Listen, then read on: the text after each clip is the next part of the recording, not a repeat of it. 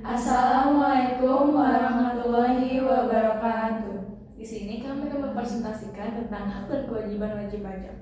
Sebelumnya, perkenalkan, nama saya Gabriela Catherine dengan NIM 4322010046. Perkenalkan, nama saya Aulia Rama Putri Wijaya dengan NIM 4322210034. Perkenalkan, nama saya Rizkyana Budha Putri dengan NIM 4322210033.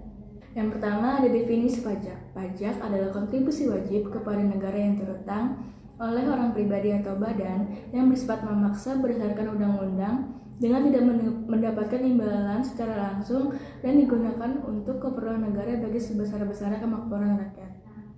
Selanjutnya ada definisi wajib pajak.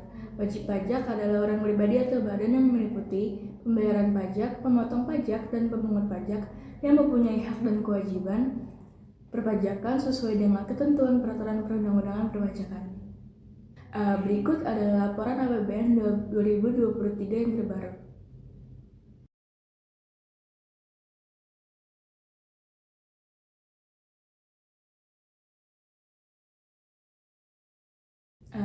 Berikutnya ada wajib pajak. Wajib pajak terdiri dari orang pribadi, warisan belum terbagi, badan, dan instansi pemerintahan. Selanjutnya ada wajib pajak orang pribadi, terdiri dari karyawan atau ASN, usahawan, dan pekerja bebas. Selanjutnya adalah hak wajib pajak. Hak wajib pajak meliputi kelebihan pembayaran pajak. Yang kedua adalah kerahasiaan wajib pajak. Yang ketiga, permohonan pengangsuran atau penundaan pembayaran pajak. Yang keempat, penundaan pelaporan SPT tahunan. Yang kelima, pengurangan PPh pasal 25. Yang keenam, pembebasan pajak. Yang ketujuh, mengajukan keberatan banding dan peninjauan kembali. Yang kedelapan, pengembalian pendahuluan kelebihan pembayaran pajak.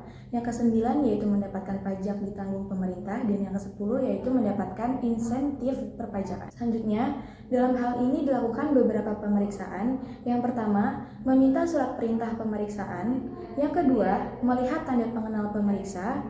Yang ketiga, mendapat penjelasan mengenai maksud dan tujuan pemeriksaan.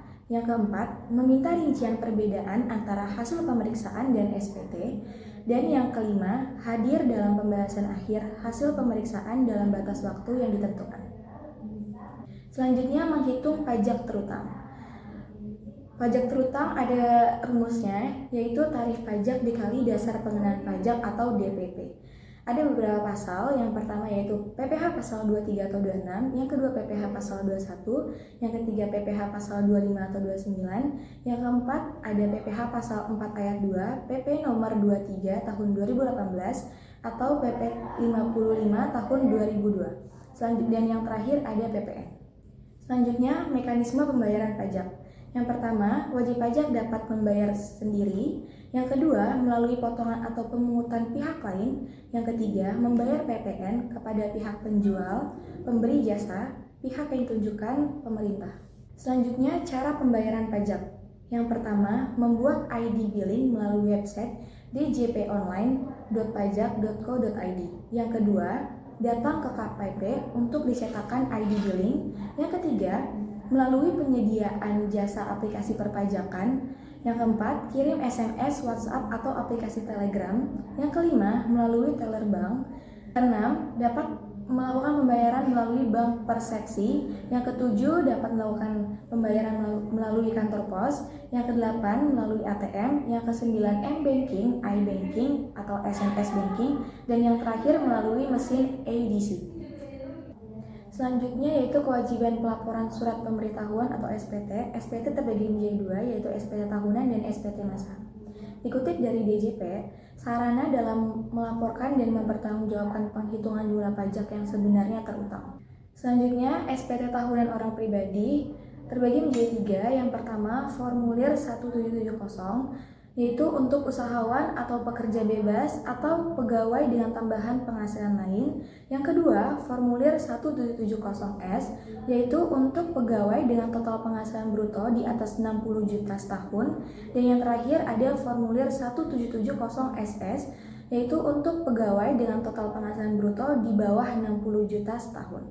Selanjutnya, yaitu ada cara lapor SPT tahunan orang pribadi. Yang pertama itu melalui website djponline.pajak.go.id. Yang kedua itu menggunakan aplikasi sistem perpajakan atau ASP. Yang ketiga itu menggunakan e-form dan e-filing. Yang terakhir itu menggunakan formulir manual.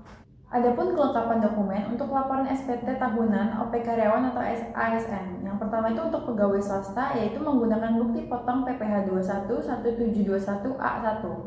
Yang kedua itu ada untuk PNS, TNI, Polri itu menggunakan bukti potong PPh 1721 A2.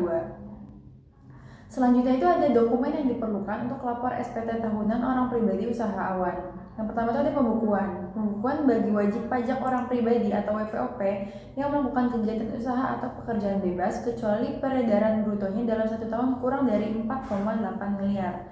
Yang kedua itu ada wajib pajak badan diwajibkan membuat laporan keuangan untuk pelaporan SPT tahunan. Selanjutnya yaitu ada pencatatan bagi wajib pajak orang pribadi yang melakukan kegiatan usaha atau pekerjaan bebas dengan peredaran bruto dalam 1 tahun kurang dari 4,8 miliar rupiah dan wajib pajak orang pribadi yang tidak melakukan kegiatan usaha atau pekerjaan bebas.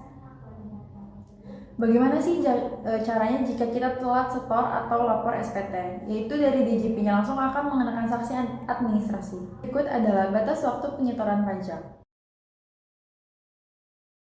Berikut adalah batas waktu pelaporan SPT. Selanjutnya ada sanksi administrasi. Yang pertama itu ada berupa denda. Bagi SPT tahunan OP dikenakan sanksi 100.000. Bagi SPT tahunan badan dikenakan sanksi sebanyak 1 juta. Bagi SPT masa PPN dikenakan sanksi 500.000. Bagi SPT masa lainnya dikenakan sanksi 100.000. Sekian presentasi dari kelompok kami. Kurang lebihnya mohon maaf. Assalamualaikum warahmatullahi wabarakatuh.